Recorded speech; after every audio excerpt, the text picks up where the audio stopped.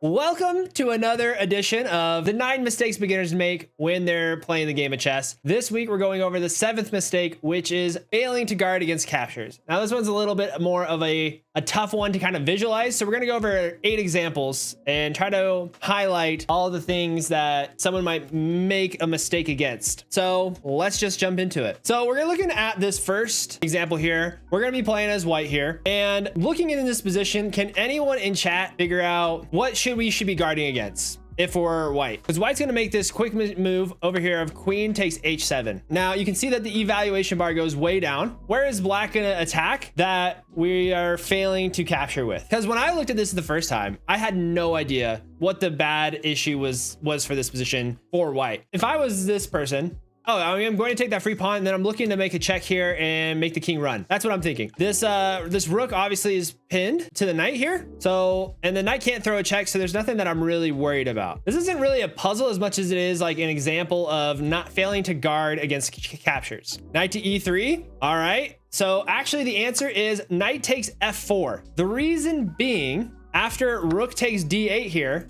you have checkmate. But let's say that you don't obviously go with the rook takes d8 and we get checkmate right away there. What if pawn takes instead? You still have rook taking there. If the bishop comes and attacks, you take the bishop. The king runs and you just retreat. And black is now up and they have mate in 12 at this point. So I know that this is pretty hard to maintain, but we just thoughtlessly grab this pawn, figure out we're going to be in a good position without really realizing the danger that we were actually in. Yeah.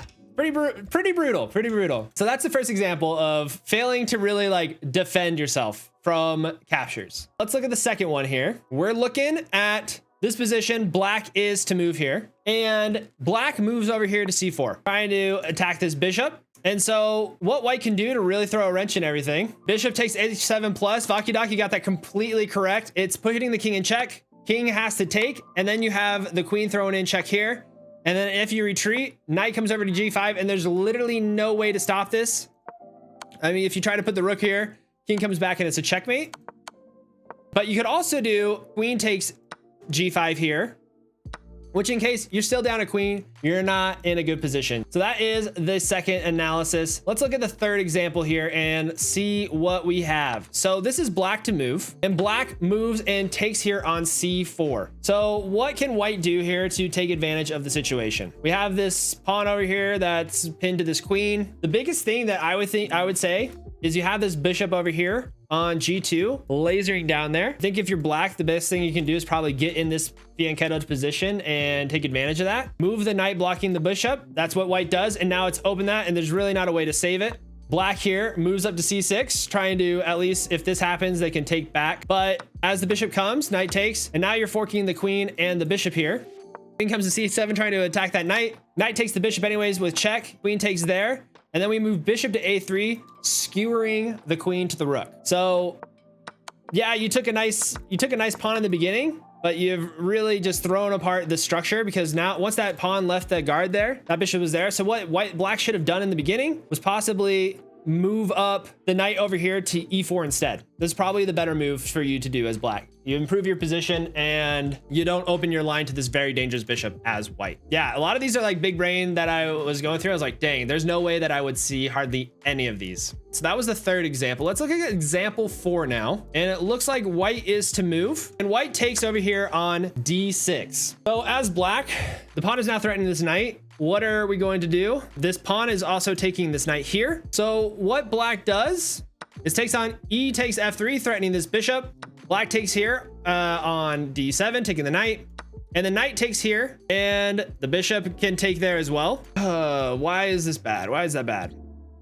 The big thing that they were probably looking for is they were taking here, pawn takes there, queen takes there, and now you're trading off the queens, but you're losing the bishop. I think this is actually the line to go with as example 4. The best move in this position actually was going knight to d4 here, not even worrying about taking the pawn, because even if the pawn takes there, you take there, this bishop isn't as powerful. That was the big thing, is the exposure of this bishop. So I completely botched that. That one wasn't super hard to like really understand. That was the 4th example. Now we're gonna look at the 5th example here, and we got white to move here, and bishop makes the really passive move, bishop to f1. So anybody in chat figure out what's the best way to capitalize if you're black here? This one is pretty tough because it gets dangerous very quickly. What I think that is probably going to happen is we're going to see a knight takes h3 check, attacking this king. Pawn takes there, and the reason being knight to d4 here. You can't take the pawn. You can't take with the pawn here because you get a free queen. And so this knight gets a nice advance, and you're looking right now to come and attack that rook there. So the queen comes out here looking to defend that move, and knight takes there anyways, forking the queen and the rook, and the queen can't take because the rook here is now defending that. So after taking, you could take and you get a nice win because you're crushing at this point. That's the big thing of why that knight take was so devastating and the tactics involved. A lot of these are really hard to see, but it's like, as a beginner, you got to really anticipate your opponent's moves and what are all the threats that they can throw at you so you can avoid them in the future. So that was the 5th example. Let's look at the 6th example here. In this position, we have an even rook, an even knight, and an even queen endgame here. So black's thinking, hey, we have pawn island here. These rooks don't have a lot of flexibility on this rank, and it's not much like they can really do much of an attack. So what black is going to do is offer a queen trade, looking to attack the queen right away. Now, automatically, this is mate in 5. Can anybody find that?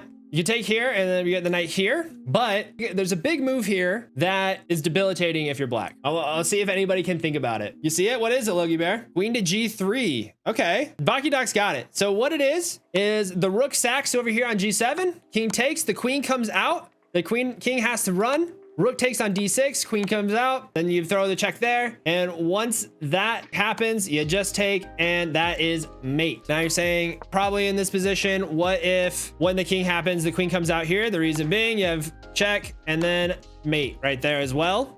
The best move in this position was actually not to offer the queen trade, but was instead to bring over this rook to f6, defending this attack. The reason being, after we offer that queen trade, if that rook sack happens, you bring that here, queen comes here, you have the rook here now to defend that attack altogether. So make sure that you defend your pieces against attacks. It helps a lot. So that was the 6th example. Let's look at the 7th example here. 7th example, ran a little bit close to an endgame situation. This bishop is very deadly over here on the long diagonal. You have a queen also coming on this file, and black is to move at this point. And so what they do is to defend against the attack as much as possible. They bring the queen out here, and maybe they're offering a queen trade. But the big thing is, after that, the queen takes over here on f8. Now, when I saw this, I was like, that's a crazy move. Why would you just throw away a queen away? The reason being, after the rook takes there and you take the rook there, you just move the queen king, and then the rook comes over here, forking that. So you're pretty much screwed at this point. White is in a great position after trading off the queen. They're up a full piece in the endgame here, and they'll probably convert it for a win. So that is the 7th example. We're going to go into the last example now, and white is to move here, and we're going to go through a full game. So white goes d4, we see d5,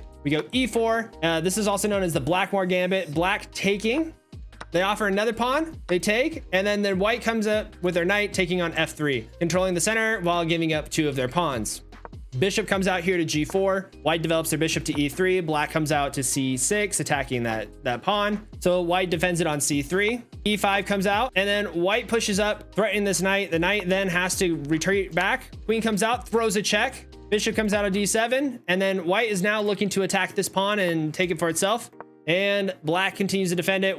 White continues to develop the queen. Knight comes out here on d6, and the queen sacks. Now, why is the queen sacking in this position? Can anybody find that out? Bishop takes g6. So let's see.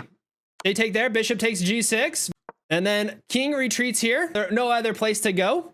Then bishop to c5, and there is literally no way. Big queen sack to defend it for the mate. These were the 8 examples that we had to kind of highlight the fact that you should try to think of all the different ways that your opponent can sack pieces to really expose your position. And I know that's super hard to basically teach. And I hope that these examples showed you how easy it is to lose at the game of chess.